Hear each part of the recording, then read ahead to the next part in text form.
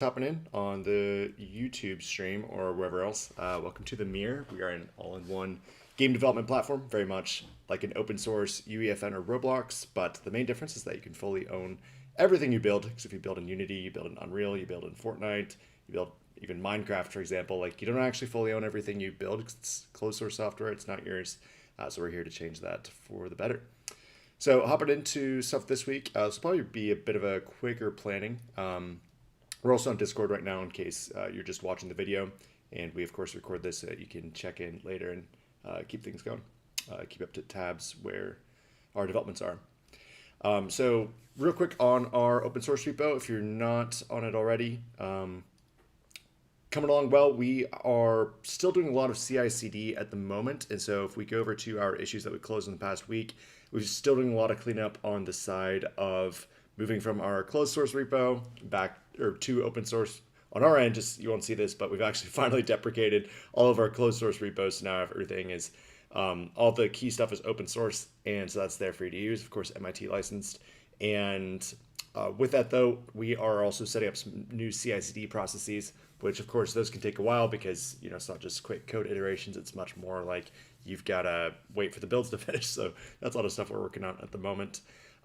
We are also doing a lot of CI/CD. I've been working on some stuff as far as the localhost hosting a bit as well. So that's incoming, and then doing some cleanup as well. Like you saw a localhost space whenever you actually ran the open source code at the moment, and that was erroneous. That was from our previous implementation for our localhost dev when we were closed source. So we removed that, and so that should avoid some more confusion there. Gordon also did awesome work on the Docker side, and so if you still have any issues there, in case you're trying to run it on Docker, just let us know. But this should be a lot easier to work with now. So let us know if you run into any issues. Aaron Frank also merged a PR about the increased flexibility of allowed avatar node structures. So Aaron's been doing awesome work on especially on the scripting side, of course, on the avatar side as well. And so currently we're using the Ready Player Me model, and so that node structure is matching that exactly. And now what this will do is make that detection more flexible. So now you can handle different types of avatars.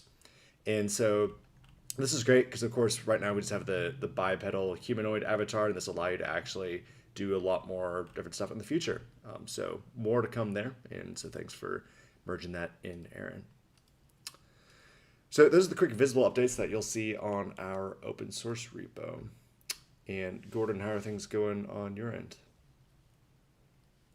Good. Been working on builds for VR to try and get them working correctly for some devices. That's going well, and we're almost there. I'm still struggling to get some debugging working on some of the devices we're trying to port to. Apart from that, I've been wanting to go back to the CI/CD tasks so that we can get them finished and over the line. On CI/CD, we just have like 4 or 5 small things remaining. The only big thing we had left after that was some fixes for variables inside the GitHub Actions CI/CD, which I can do. Basically, it was very hard to tell it, hey, run on Windows, run on Linux, and then swap between. Sorry, it's very difficult to make it swap between the runners, the correct runners, in the correct repository. So I need to fix that for deployment. I found a solution on the day that we swapped tasks to fixing some of the platform issues that we had, and that's it. But high level, we're fine. It's just getting time to finish off the CI/CD. Absolutely, that'll be great, and that allows us to ship our releases much more quickly because otherwise it's just constant nonsensical manual changes before actually getting a release out. We want to make sure we can actually consistently get releases out, so hence put a lot of time into that there. Yep. And Pietro had a question. Will we ever have annual avatars? And so, yes, I think Aaron already did a part of that actually. I don't know the implementation details, but I'll ping him. And so, yeah, the intent is that you can do more than just a human. You could be an animal, could be a car, for example, because we want to go beyond just assuming you're always that character. But for example, if you're building a tank game, then it could be okay. You just spawn as a tank. So that is most definitely planned. Or it could be spawn as a dragon. A lot of stuff we can do there. Cool. And then Gordon, you mentioned the VR side as well. Yeah, so I started porting the engine to run on other platforms like Android and iOS and headsets like Meta, and it's going fine. It's actually it was working partially, but we need to fix joining on it. So yesterday I spent the day implementing debugging on Android and I actually hit some issues, so I need to ask for some help upstream. Because debugging on Android isn't working currently with our Godot builds, and I think it's because of the way we have it set up. We have to run a more modern version of the SDK, but Java is complaining. So I need to fix that. Once that's fixed, we should be able to debug on Android, no problems. Cool. Yeah, Awesome. Makes sense. Sounds good. And anything else? I think that's really the main stuff we worked on over the past week. I'd like to add a UI for VR so that we can use Hmm. the mirror. Like build. It'd Yeah. be kind of cool if you could build with the like maybe we could make a 2D panel that appears with the same menu and like project it onto a viewport. So Ooh, yeah. you can use all the same tools because the menus and stuff are all browsable in theory in VR, so it shouldn't be a problem. Totally. Maybe we just need to add a button uh, on the panel. It shouldn't be so hard. Yeah, that'd be awesome. Famous last words. Yeah. Trademark. Well, Cool. Yeah, totally up for that. Yep, much agreed. And part of the long term vision here too is that we'll also be adding tools because that's for our build mode, adding the panels there. But we also want to add tools, kind of like Gary's mod, to where you are taking a tool that you can grab stuff with, move stuff with, scale stuff with, and that's in not just like with the build UI, but with like whenever you're actually kind of the play type feel with the character as well. That's definitely planned and on the roadmap. And so that'll also coincide. Like it'll feel like a weapon. Essentially, it's an equipable, but you can modify the world with it. So that's incoming as well.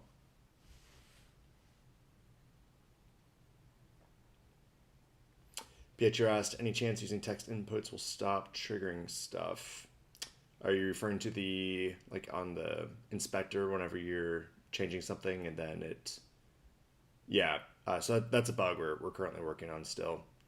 Um, we've had that bug. We fixed it and it keeps on cropping up. So yeah, that's a huge pain that we want to fix. Sorry about that.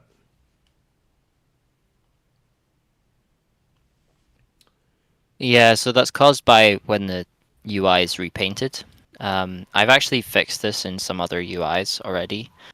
Fixing in the inspector requires us to rewrite to use the table class that I wrote, because basically what's happening is the field is being removed and added like halfway through a frame every time data is refreshed. And what should actually be happening is the view should be updated.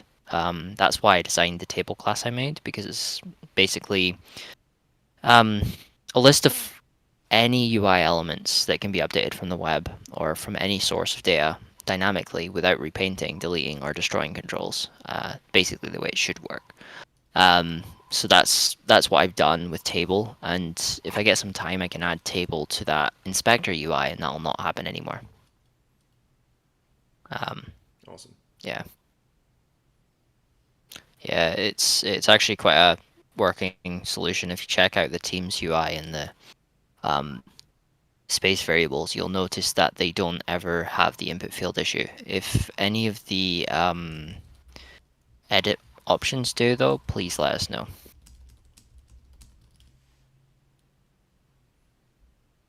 Cool. Yeah, the table class that you implemented is pretty sweet. Love to do more with that. And we'll also, of course, add more stuff that's scriptable with it too for modification of the UI, not just from what we have in the open source Yeah, code, but actually as a part of making the game. that'd be amazing. Yeah, we definitely need to add some kind of UI editing. Yeah, that'll be good. Cool. Pietro posted our releases on itch. Yes, we have not released for 83 days. It is incoming, we promise. Whoa, um, whoa, really that long?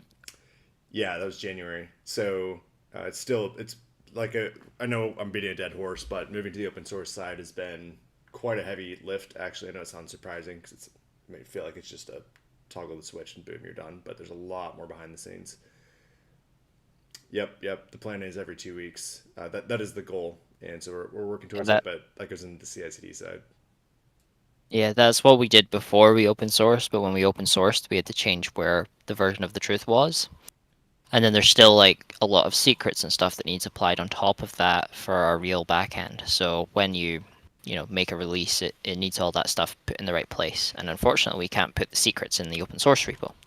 So we're setting up some stuff for that so that it handles the secrets somewhere else and deploys from another location, so that when the deployment happens, we can deploy the latest development version like the moment that the commit's merged into dev, and then we'll test internally, QA it, and then we'll release it.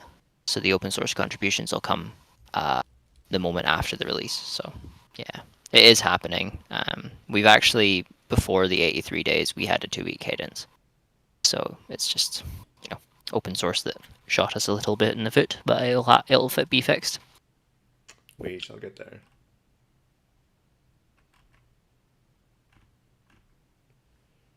And when GitHub plugin also incoming. We have a lot of really cool stuff in the pipeline, if you can't tell. So we're excited that you're excited. This is going to be awesome, but also incoming. And appreciate you bringing it up because hate to say it, but if you keep on yelling at us about stuff, we'll probably pay more attention to it. Not that we don't, but it's really helpful for like the feedback of, ooh, I really want this. And so Godot plugin has been a big one that's like, yeah, we can do a lot of really fun stuff with that. Awesome workflows with having Godot and the mirror side by side. So that's incoming. Oh yes, I had a stress ball on my desk because I picked that up. Using it all day. So yes, the Godot plugin is incoming. We're excited for it.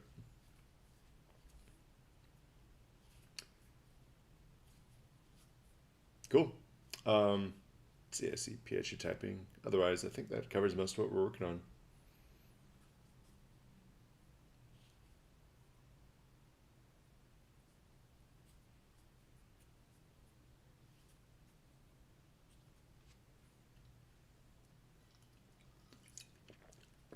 So Pietro asked, where did we get the cash to start this project? So that's on the we raised from venture capital, and so it's not as common to like the video game industry is usually much more like you work through a publisher. We went more the venture capital route because, and I'm happy to chat more one on one about this if you need help. Happy to be of assistance there. It's much more like it plays better when you're building more kind of like infrastructure, which we're working on because we're not like a nonprofit. We really are building a business out of this. But that's great because we want to make sure that this isn't just an open source project that's going to get abandoned if people lose enthusiasm or other like another job comes up. It's sustainable so the code will continue to get updated and maintained. No, it's not a loan. It's an investment for the long term. I'll message you more about it if you're curious.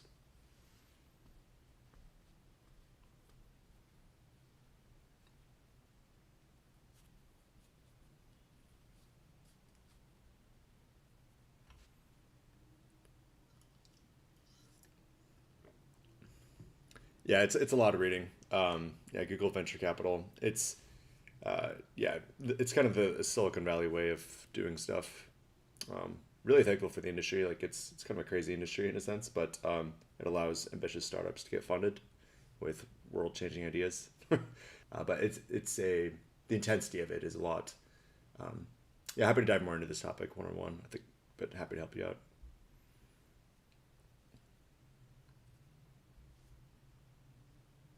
So in simplest way, somebody gave you X amount saying make new inventions. It's a way of putting that, sure. And then they own part of the company. That's how the agreement works. And so, yeah, it's a good setup. We have great investors, and you can check our investors on our website. They're amazing. Yeah, we wouldn't have this company without them. So I can't be yeah just so thankful for it. They're great. Cool. Well, I think that covers everything. But thanks for hopping on. We'll do another planning next week, and we will be in a better spot. Yep, once we finish the CI to CD stuff, that's where we're starting off with that discussion there. We know you're excited about it. we're excited about it too. And so once the CI/CD is up, we'll get a release out as soon as we can, and then we'll get into a more regular cadence from that. All right. Well, thanks everyone. Cheers and have a great week.